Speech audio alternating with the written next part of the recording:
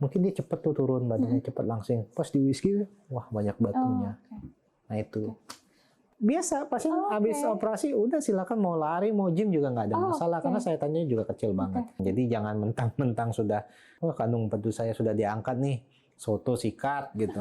Nggak kayak gitu. Jangan minyak, hayo gorengan jeroan, enggak.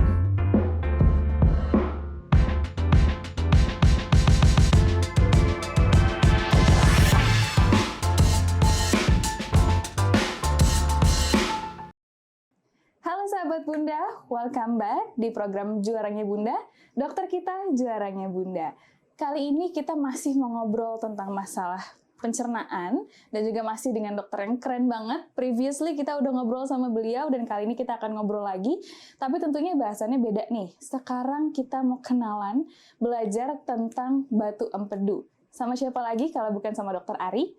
Dr. Ariansah Margaluta, spesialis bedah, konsultan bedah digestif dari Bunda Digestive Center di RS Bunda Group. Halo Dr. Ari. Halo. Selamat datang kembali. Ketemu lagi. Kita ngobrol lagi ya dok ya, kali ini mau ngobrol tentang batu empedu. Kemarin itu mungkin kalau sahabat Bunda udah nonton episode sebelumnya, Dr. Ari ngobrol tentang usus buntu, sempat juga di awal mention mirip-mirip gitu ya keluhannya sama batu empedu. Tapi sebetulnya apa yang membedakan dan gimana sih sebetulnya batu empedu itu? Oke, jadi kan ini lain bahasan ya. Betul. Berarti ada organ lain di dalam tubuh manusia namanya kantong empedu, kandung empedu. Jadi kandung empedu itu merupakan bagian dari hati.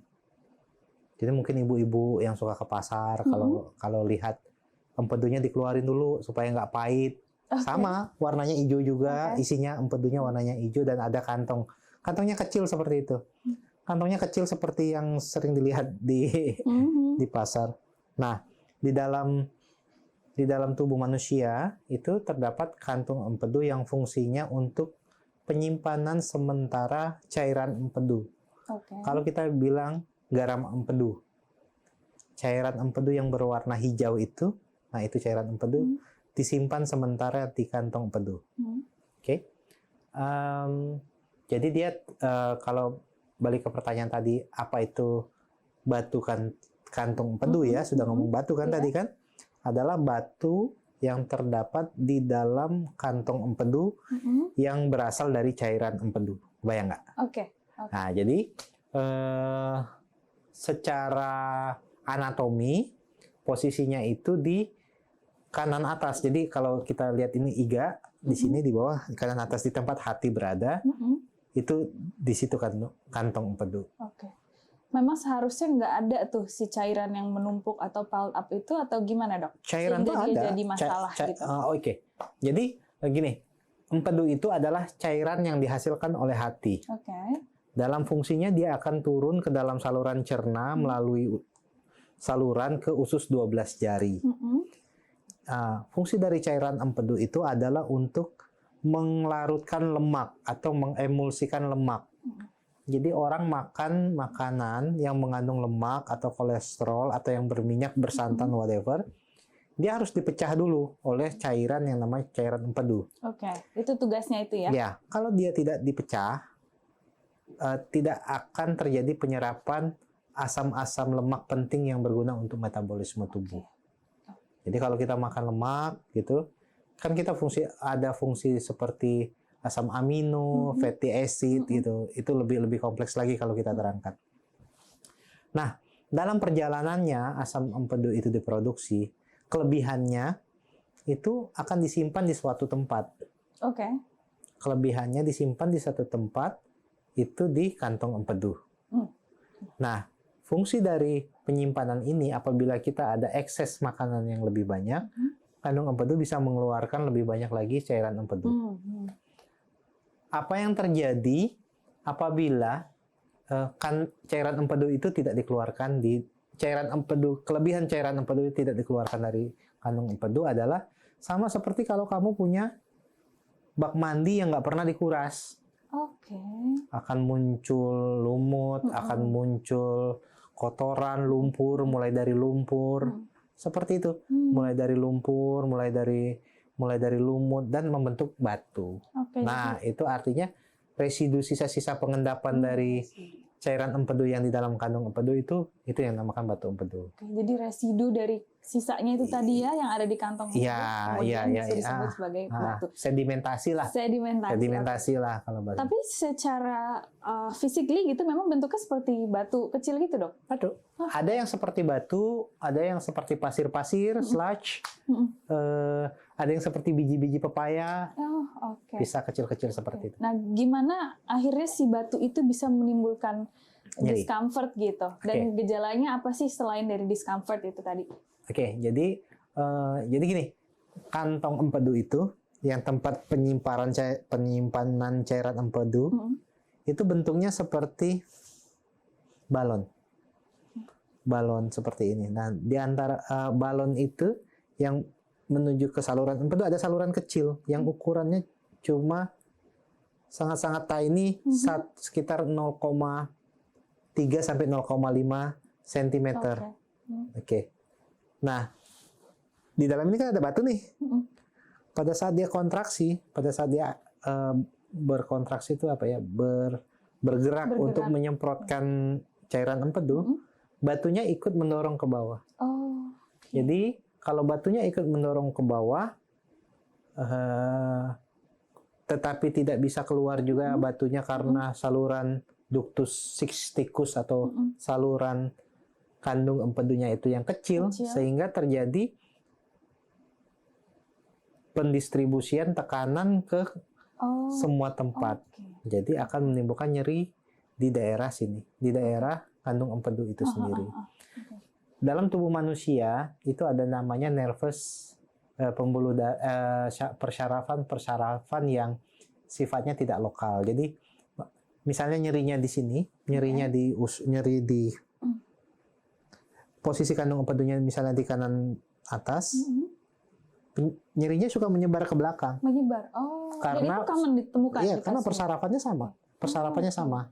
Nervus plangninya sama. Jadi khas sekali kalau misalnya ada nyeri di kanan atas, terus nyeri saya kok sampai ke pinggang, ke punggung, bukan kiri ya, kalau kiri kan lain ceritanya. Di kanan ke punggung itu biasanya terjadi proses inflamasi atau ada proses peradangan pada kandung empedu diakibatkan oleh batu.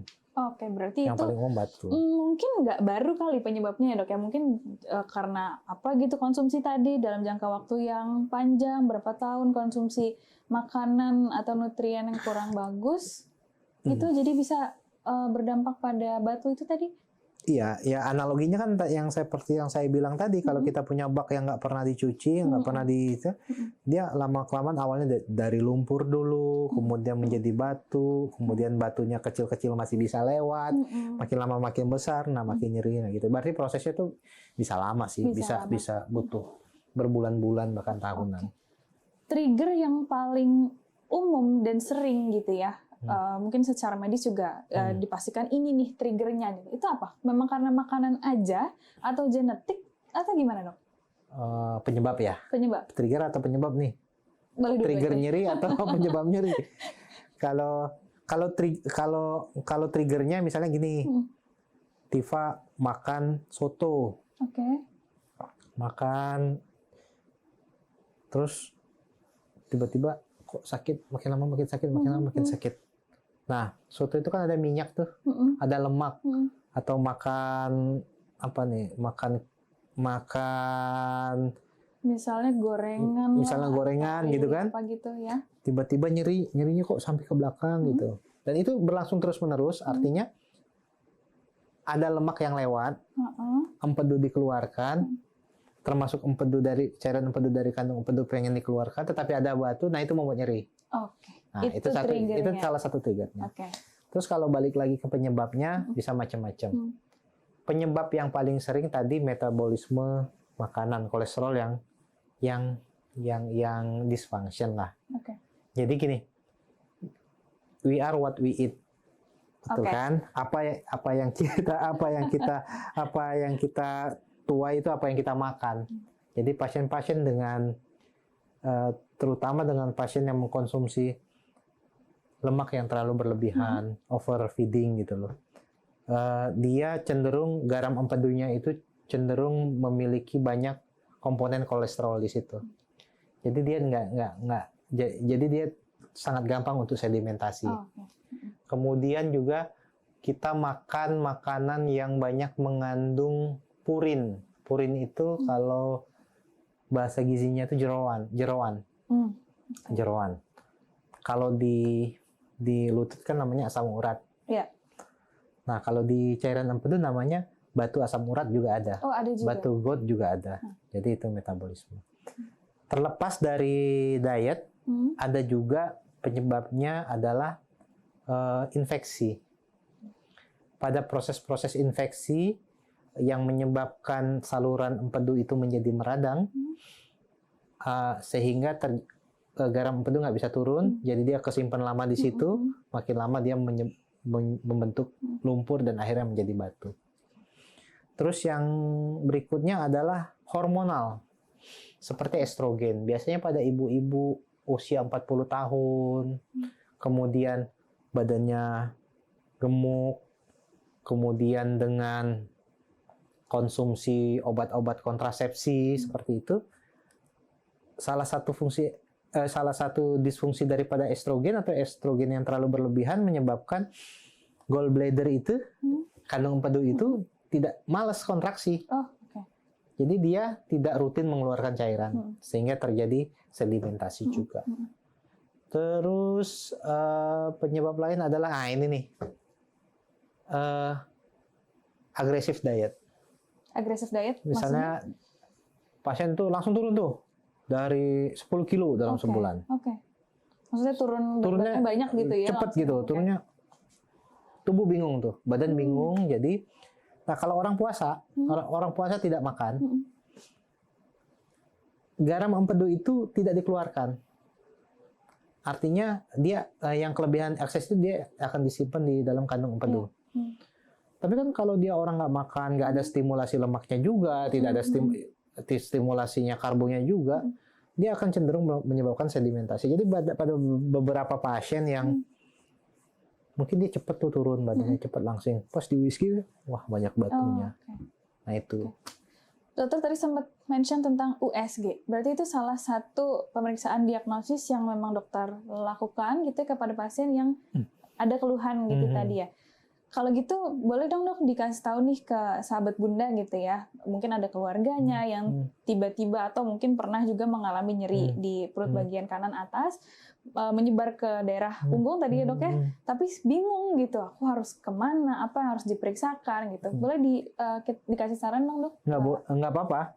Jadi boleh ke dokter penyakit dalam, biasanya akan di rule out juga dengan, atau boleh ke dokter bedah juga langsung gitu. Nanti akan ada pemeriksaan penunjangnya ya tadi USG tadi. USG tadi. Oke. Kalau ternyata memang pas di USG ada gitu ya ditemukan itu batu empedu yang mengganggu sehingga dia sakit sebegitunya gitu. Kira-kira harus diapain gitu? Apakah ada operasinya kah gitu atau dikasih obat aja atau gimana? Jadi gini, kalau kita menemukan gini, kadang-kadang gini, saya ketemu pasien-pasien dengan medical check up. Oh, ada batu empedu nih. Jadi awalnya medical check up gitu. Biasanya ada medical check up. Oh, ada batu empedu nih. Saya nggak buru-buru operasi, kecuali dia sudah simptomatik. Simptomatik itu sudah ada rasa nyeri. Tapi kalau misalnya di USG ada batu, tetapi dia tidak ada simptomatik, masih bisa kita kasih obat-obatan lah. Atau memang ini orang MCU dia harus kerja di remote area, di tempat yang akan sangat sulit baginya buat evakuasi gitu, mending dioperasi. Atau seperti orang-orang yang memiliki profesi-profesi yang cenderung krusial ya, misalnya pilot atau apa, nggak mungkin dia nyari radang kandung empedu di atas kan? Ya itu kita sarankan. Lebih baik jadi precaution gitu ya, kali ya. Lebih baik jadi precaution. Kemudian pada kasus-kasus yang radang dan nyeri simptomatik seperti itu yang penting dibuang. Atau dia sudah pecah, atau dia sudah ada abses di sekitar situ, ya itu udah wajib harus dioperasi. Ya, kalau di MCU-nya tadi itu hasil MCU-nya itu berarti apa yang dikatakan sebagai kayaknya kurang bagus nih gitu. Penilaiannya apa sih, kolesterolnya kah atau apa? Kelihatan batunya dari USG. Oh, berarti USG itu ya, USG, karena USG itu ya. Tapi kalau dari hasil medical check up yang cek darah gitu ya. Oh, Ada nggak sih, cenderung nggak? Cenderung nggak. Oh, Karena nggak ya? MCU kan termasuk pemeriksaan USG Oke. juga. Oke, nah kalau ternyata tadi dokter sampaikan gitu ya, ada kondisi-kondisi tertentu yang mungkin disarankan kayaknya lebih baik langsung operasi aja gitu. Tapi operasinya apa? Kita belum familiar nih dok. Operasinya apa sih yang biasa dilakukan untuk kasus-kasus batu empedu itu? Ya operasi ya kita angkat kandung empedunya, kita Oke. angkat kandung empedu beserta batunya kita angkat. Oke, jadi nggak hanya mengeluarkan batu. Oke. Enggak. Kandung empedu beserta dengan batu empedunya kita angkat. Biasanya tuh pakai laparoskopi, nanti kandung empedunya diambil, diklips, dibuang, udah. Laparoskopi tadi namanya. Laparoskopi. Nama kerennya ada dong. Laparoskopi kolesistektomi. Oke, lebih baik nggak saya ulang sih daripada salah mentioning.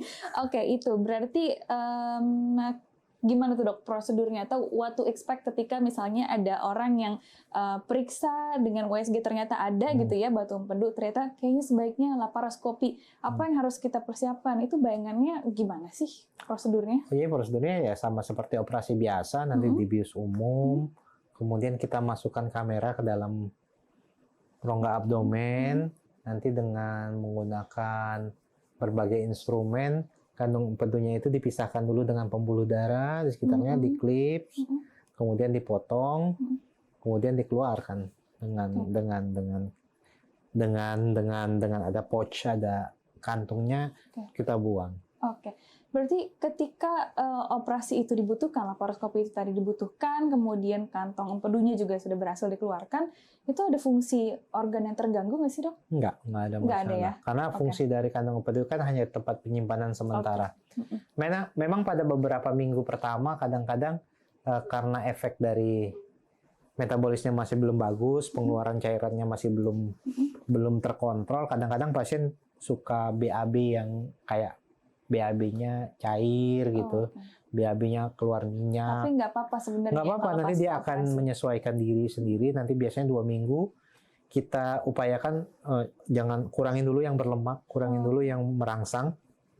Setelah itu good to go. Oke, berarti itu tadi adalah side effect-nya yang BAB itu. Kemudian kalau dari segi fungsi organ sebenarnya nggak begitu terganggu ya. Tapi kalau dari operasinya sendiri, kira-kira manfaat atau setelah operasi itu apa sih yang mungkin kita harus be aware of gitu ya? Apakah ternyata penyembuhannya lama? Aku harus dirawat di rumah sakit itu lama atau gimana? Enggak, sehari pulang. Sehari pulang. Berarti kurang lebih sama seperti operasi usus buntu tadi ya? Kalau tidak complicated, operasi berjalan lancar, tidak ada komplikasi, sehari biasanya pulang. Oke, jadi dengan laparoskopi tadi untuk batu empedu itu juga bisa mempercepat mungkin recovery-nya ya dok ya? Betul. Tapi ada operasi lain untuk batu empedu selain dari laparoskopi ini? Atau hanya itu? Ada, jadi kalau kita di Bunda kita punya robot. Jadi bisa pakai robotik, prinsipnya sama dengan laparoskopi, tetapi menggunakan alat yang lebih canggih dengan arm yang lebih canggih. Nah, kalau yang konvensional sih open ya, dibuka dengan sayatan yang cukup lebar di situ. Oke. Sehabis operasi laparoskopi itu sudah pulang nih dengan recovery yang singkat gitu ya, tapi pasti ada hal yang harus dicegah dong dok, misalnya supaya nggak mual nyeri lagi, apakah dari makanan harus dijaga atau dari aktivitas? Dokter ada saran? Nggak ada justru setelah itu. Ya biasa, pasien habis operasi udah silakan mau lari, mau gym juga nggak ada masalah karena sayatannya juga kecil banget. Memang ya artinya kan gini, kita harus mulai mengedukasi masalah diet gitu loh. Jadi even itu kamu sudah diangkat kandung empedunya, nggak ada kemungkinan batu lagi, ya tetaplah yang namanya metabolisme. Diet berimbang itu juga harus dikerjakan. Jadi jangan mentang-mentang sudah kandung empedu saya sudah diangkat nih, soto sikat gitu. Enggak gitu ya. Minyak, hayu, gorengan, jeroan, enggak. Ya itu kan sudah common lah ya. Tetapi kalau secara umum sih beberapa pasien ya ada yang sudah mulai lari, lusanya sudah mulai jalan, jogging. Ya karena sayatan yang kecil itu. Iya, itu berarti bukan karena individunya ya, tapi melainkan dari efek dari operasinya itu juga nggak begitu Nggak begitu. heboh gitu mungkin ya Nggak dok ya. begitu, nggak Nggak begitu, begitu. nggak begitu. Oke dok, mungkin kalau kita ngomongin tentang batu empedu dan pengangkatan kantung empedu tadi lewat laparoskopi itu sudah cukup enlightening ya, maksudnya sudah banyak kita dapat ilmunya. Next kayaknya kita perlu bahas hal lain, tapi bahasan tentang batu empedu cukup sampai sini. Dokter ada key takeaways atau misalnya apa sih yang mau dokter sampaikan ke sahabat Bunda tentang kondisi ini? Ada yang bisa dicegah, tapi ada juga yang harus dilakukan ketika ada keluhan gitu. Boleh dok disampaikan? Ya intinya carilah pendapat profesional yang dipercaya ya. Artinya jangan self medicated, jangan mengobati diri sendiri sebelum itu tahu apa gitu. Karena nggak semuanya kan harus dioperasi, itu enggak. Tetapi operasi itu kan adalah salah satu sequence buat mengobati gitu. Jadi kalau memang misalnya ada gangguan, ada keluhan, ya mending dikonsultasikan langsung face to face dengan profesionalnya. Jadi kita bisa periksa gitu. Kalau mau face to face ketemu sama Dokter Ari di RSUD Bunda Jakarta itu hari apa dok? Tiap hari kayaknya ya. Tiap hari. Tiap hari ya, tiap hari. Tiap hari, tapi mungkin perlu appointment dulu tentunya ya dok ya. Iya, Sebaiknya bikin appointment dulu. Dan untungnya nih sekarang sahabat Bunda di Rumah Sakit Bunda Group sudah ada platform namanya onebunda.com. Di situ sahabat Bunda bisa bikin janji temu kalau mau langsung ketemu sama Dokter Ari atau seluruh tim yang udah ahli nih di Rumah Sakit Bunda Group. Silakan akses di onebunda.com. Dokter Ari, terima kasih banyak. Kita udah ngobrol tentang batu empedu, perkenalan juga nih tadi dengan laparoskopi, dan juga sahabat Bunda bisa cek episode lainnya. Kita bahas tentang usus buntu dan banyak banget masalah kesehatan yang kita obrolin langsung sama ahlinya. So jangan kemana-mana. Sampai ketemu lagi di program Juaranya Bunda. Bye bye.